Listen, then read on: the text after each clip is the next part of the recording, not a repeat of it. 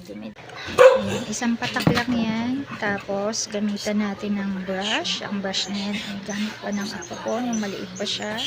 So, ayan siya. Scrub. Tipid ko. Hindi ako lumibili.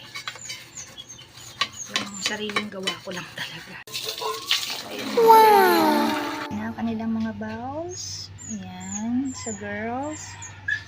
Ito yung sa boys. Ayan, sa old dog ko. May yung kanilang na akong dogs. Prepare ko na yung kanilang food. Nilagyan ko ringa powder. Nilalagyan ko yung food nila. So kung may problema sa skin. Ito, may brewer's yeast. Pwera pa yung next card na binibili ko nila, LCV. At sa aso, sa pusa, at sa bird. Tapos yung old dog ko, meron siyang fish oil. Ayan na ang kanilang meals. Meron na yan ang kanya-kanya nilang vitamins.